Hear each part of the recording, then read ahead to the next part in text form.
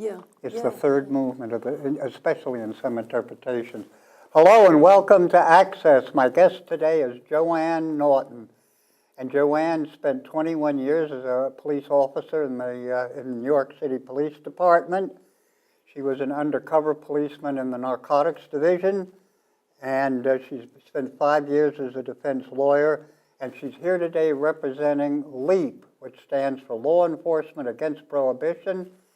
And to put it quite simply, Joanna, you just want to end the drug war. You want to scrap it, right? Hi, Richard. I'm happy to be here.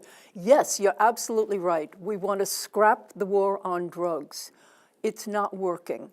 The war on drugs is not effective. It has not accomplished the goal. The goal was to keep Americans safe from drugs. The war on drugs not only has been not productive, it's been counterproductive. The war on drugs has hurt people more than drugs do. When we arrest somebody, we pretty effectively ruin their life. Anybody who has a felony conviction has all sorts of employment opportunities closed to him. He can't enter many professions, and in fact can't even get most jobs with a drug conviction. In many states in this country, a person with a felony conviction has lost the right to vote forever. So the war on drugs not only is not productive, it's counterproductive. It is ruining the lives of an awful lot of people, including young people. But they're breaking the law, aren't they? They know they're not supposed to take these substances, and they break the law, and they know there's punishment at the end of it. So I know, and I remember reading about some of those women who broke the law and voted when the law said they couldn't vote.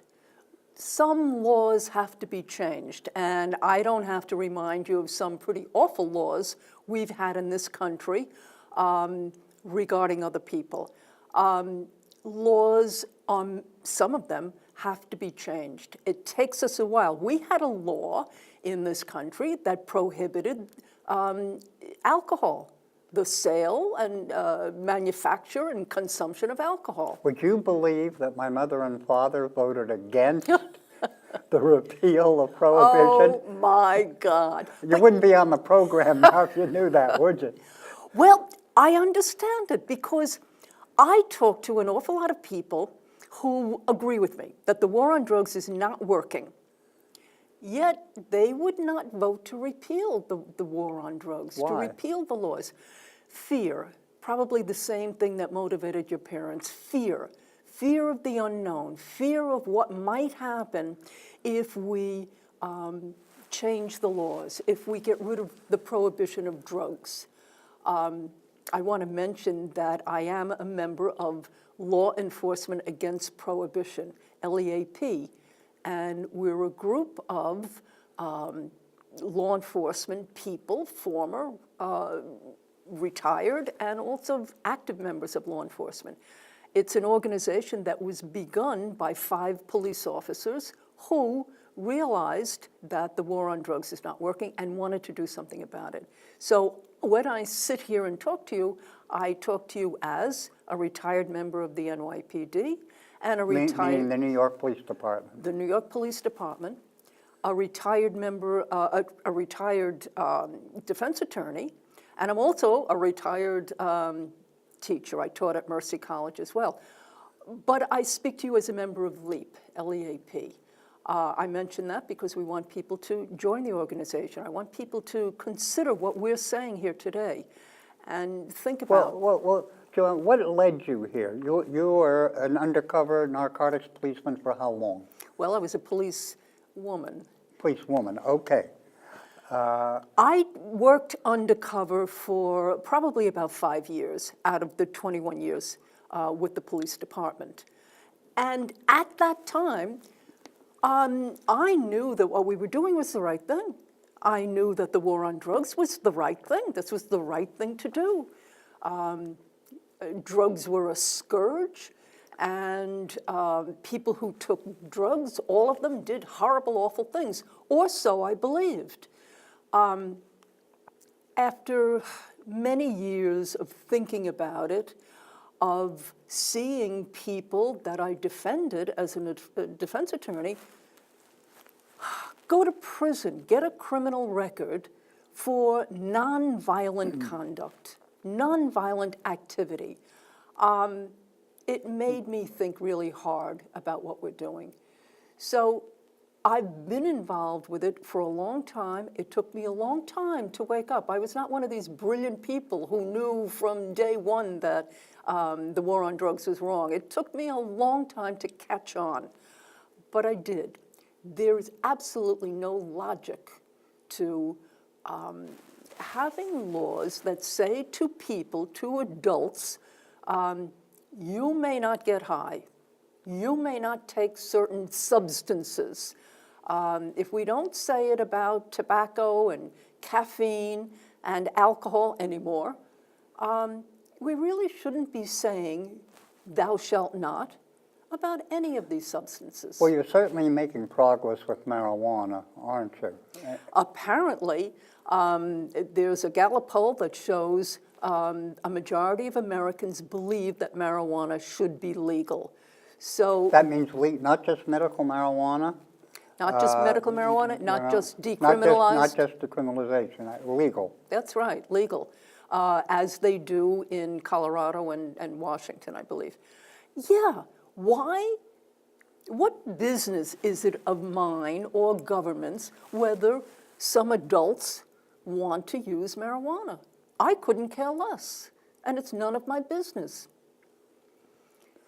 We have been fighting this war on drugs. We've been trying to get a drug-free America for too long.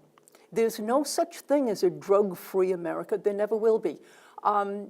Human beings have been using substances to get a buzz, to get high, to feel good, forever. Forever. This is nothing new. We certainly didn't invent it in the 1970s when President Nixon declared a war on drugs. There's nothing new about it at all. And I don't want to blame President Nixon because every president after Nixon has Well, not also. only that, but our last 3 presidents have smoked. I'm shocked. I'm shocked. Well, I don't know about Bush, but if it wasn't smoking, it was cocaine, right? So you had Clinton, of course he didn't inhale, right? He didn't inhale. And here's Obama. So I guess we go back to 1992, and they've all lit up. Well, and we still have the war on drugs. Isn't there something a little strange about that? it seems to me, and when we talk about marijuana, I hear that it's a gateway drug. Yeah. Well, it looks to me as if it's the gateway to the presidency. We've Yeah. gotten a lot of misinformation about drugs, which makes most people that I talk to about legalizing all drugs nervous, because the information that we get is not correct, is hysterical. Most of the information is not consistent with scientific evidence. Most of the information that we get about any of these Well, drugs. what about cocaine? Do you think that the possession of cocaine should be legal?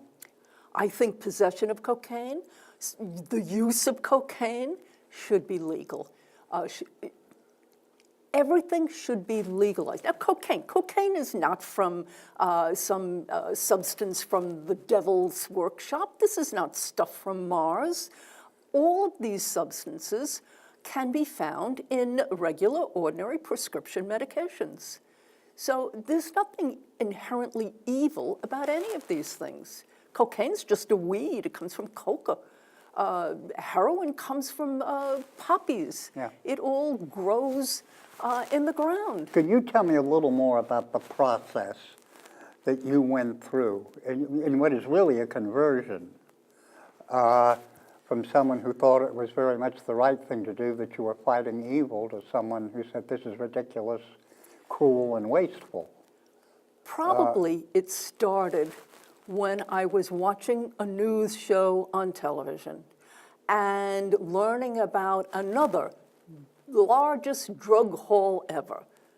Well, I thought, how many largest drug hauls ever are we going to continue to hear about?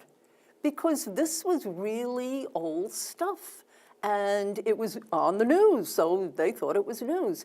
And that's when I began thinking, if we're making all these drug hauls, then our prohibition is not working. Because the idea of the drug haul, the huge drug haul, is to get all these substances away from people, is to get rid of these substances. Well, it turns out that drugs today, all of them, marijuana, heroin, cocaine, everything, drugs are more available than ever before, cheaper than ever before, and purer than ever before. You can look it up. This is a Well, fact. I understand some of the marijuana that is now being produced in California is very strong and has to be treated with caution, which is probably a direct result of the war on drugs. Everything should be treated with caution.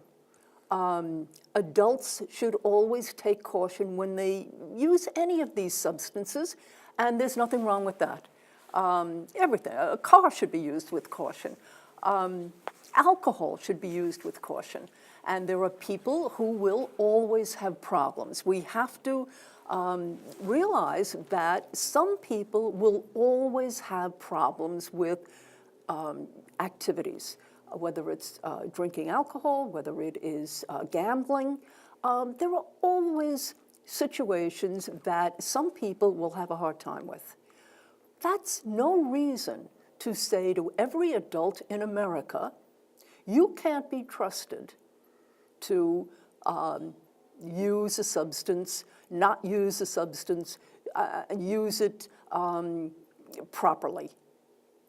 We have to trust adults to do what they're able to do, take care of themselves. What kind of steps is L.E.A.P taking? For example, today you've met Chief Ecker, our outgoing police chief, and you're going to see Supervisor Wilkinson after this interview. What kind of response do you get when you speak with a police chief? Is there a general response you get? Yeah.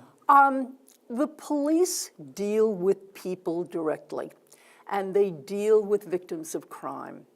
And a police officer, for example, if he's dealing with the victims of a burglary, and the burglary was committed by a drug addict, well, he doesn't want to have to say to a victim, don't worry about anything. The drug abuser, the drug addict who committed the burglaries, he'll get a slap on the wrist and he'll go into rehab and, well, he probably may come back out and do it again. That's a tough situation. That's a tough scenario for a police officer. But if drugs are legalized, regulated, and taxed, that scenario won't happen. Crime is committed, when it is committed by drug users, drug addicts, is committed because there is no other way. When drugs are legal, when they are regulated, there will be legal ways for people who are addicted to get drugs. We can look at places like Switzerland. We can look at places like Portugal. Switzerland had a horrible, terrible heroin problem for many years, along with disease, with HIV, AIDS.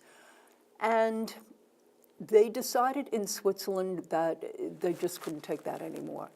And back in 1994, they started providing heroin and methadone to drug addicts, including in prisons. And let me just interrupt myself for a minute. Our prisons in this country are arguably the most secure in the world. I mean, people don't escape. You don't hear about a breakout at Sing Sing prison. Every prison in this country has a drug problem. So prisoners don't get out, drugs cannot be kept out. So Switzerland has a program where they provide heroin to heroin users, and they don't have to get it surreptitiously.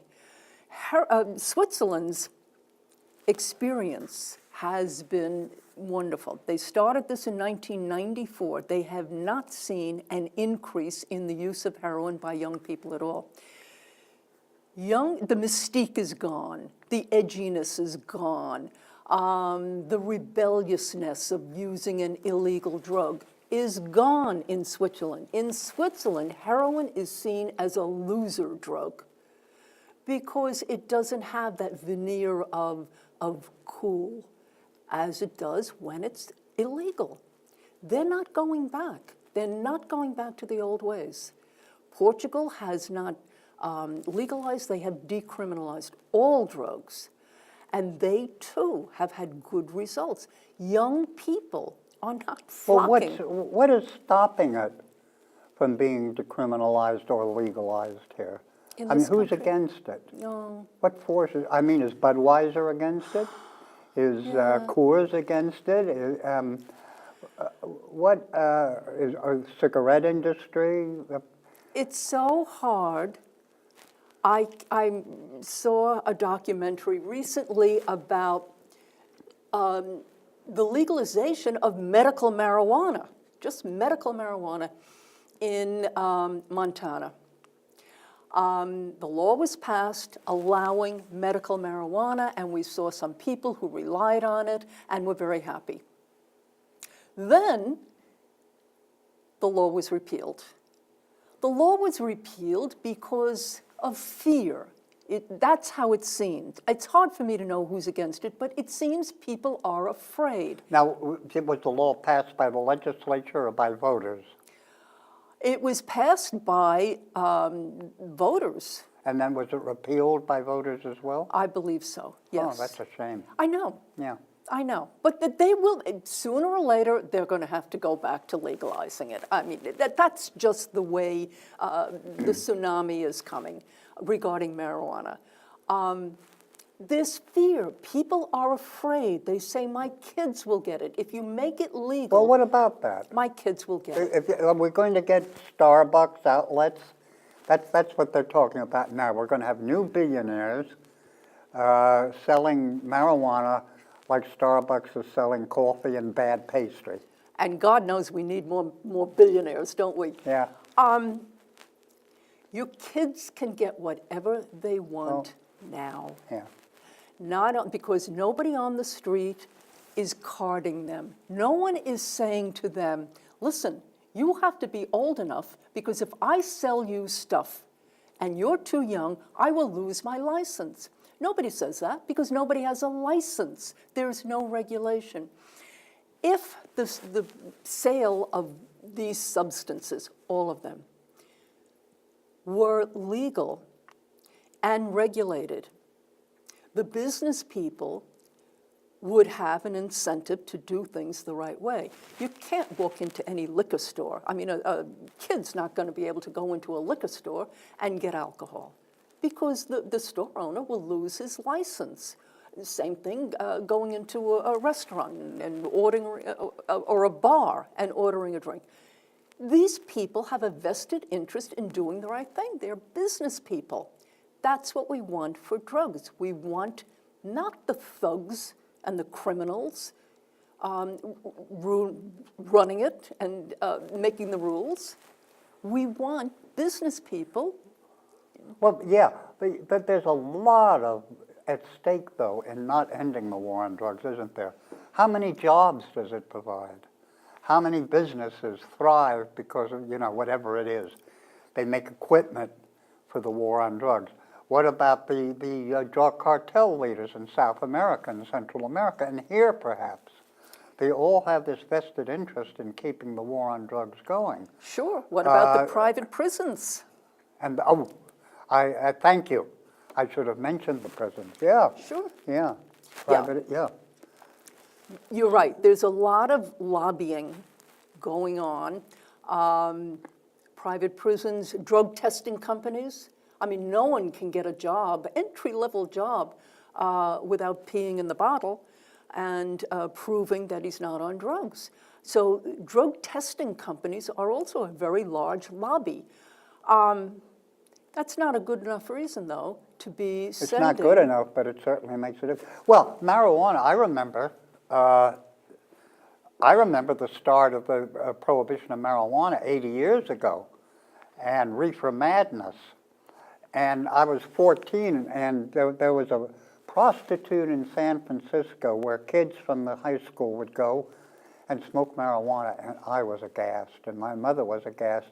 And I had a friend in high school, and he said, you know, it's hysterical. It's not so bad. Marijuana isn't so bad. And I didn't believe this for the next 40 years. Gene Krupa, the drummer, was put in prison, you know, for 6 months or something for smoking marijuana. Robert Mitchum. And what? Robert Mitchum. Was it really? Yes. Yeah, him too? Yeah. He got in trouble, too. Yeah, we could have a whole list I of know. celebrities, except the presidents who don't go Oh, to no, jail. no. The presidents don't go to jail. Not at all. Why was this? Why, you know, when they first outlawed marijuana, the American Medical Association wanted to keep it. They thought hemp was a productive drug. So how does this happen, Joanne? I know. It's hard for me to understand why, but apparently a lot of what we do, at least in this area, is based in fear. We're afraid. Well, how does the fear get stirred up? The fear gets stirred up by demonizing people. And if we can demonize the people who want to use these substances, then we've got a long way, because none of us ever wants to be one of them, whatever them is. Well, in California and marijuana, it was the Mexicans. Yeah. William Randolph Hearst was, yeah. Sure. Yeah. And sure, any group. You can demonize any group and allege that they're the ones who use drugs. In this country, we incarcerate black people at an incredibly higher rate than white people, even though we know that white people do not use drugs any less than black people do. Yet it's black people who go to prison. The numbers are comparable to the numbers of black men that were imprisoned in South Africa during apartheid. We have far outnumbered the people that we put in prison. Many, many more than they did in South Africa during apartheid. And that's in the war on drugs. If we can demonize the users, then it makes it that much easier to put them in prison. And if we refuse to see that it's not just the people we've demonized who are using those drugs, if we refuse to see that, then we can continue doing what we're doing. A lot of our policy is based on emotion and hysteria, and not on facts, not on scientific facts at all. A guy called Carl Hart has written a very interesting book. Who? Carl Hart, H-A-R-T. And he writes about his own experiences growing up, and he became a neuroscientist. And he writes about his experiments that he did, his research that he did regarding drugs. And most of us know for a fact that if somebody uses crack cocaine one time, that they will automatically become addicted. I mean, we all know that. Of course, it's not a fact. It's not true, No, of course even though it we isn't. all know it. Yeah. Let me interrupt you. We're down to 2 minutes. If people want to contact L.E.A.P, how should do that? You have a website? We are at leap.cc, leap.cc. They have a wonderful website, and we want people to join. It doesn't cost anything, and we don't bother you with lots of emails. You know, you can just get a few a month, but you'll see what's going on. So it's leap.cc. Yeah, okay. Now, I'm to be sure to get that in. There's another minute. You were talking about this book by Mr. Hart. Carl Hart, Dr. Hart. Dr. Hart, yes. And he shows that not only does one not become addicted just from using these substances once, he also acknowledges the fact that many, many people, many Americans in this country use all of these substances and live productive lives. It's no secret that an awful lot of musicians use many of these substances. Some people die, some people overdose, some people overdo, but that's not because of the drug. That's because of what's going on with that person. Drug addiction is not caused just by drugs. It's caused by an awful lot of factors in a person's life. Right. Okay, our half hour has gone very fast. And we are going to do another half hour. I'm going to go over my notes, and we'll be talking. And there's certainly enough material here and enough of interest to go on and do another half hour. It will not be the broadcast will be done in consecutive weeks in my in Access's time slot.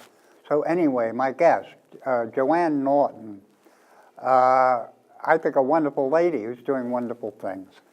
And you know, thank you very much, Joanne. We'll take a break and we'll come back and record the second program. Thank you, Richard. I appreciate the opportunity. Yeah.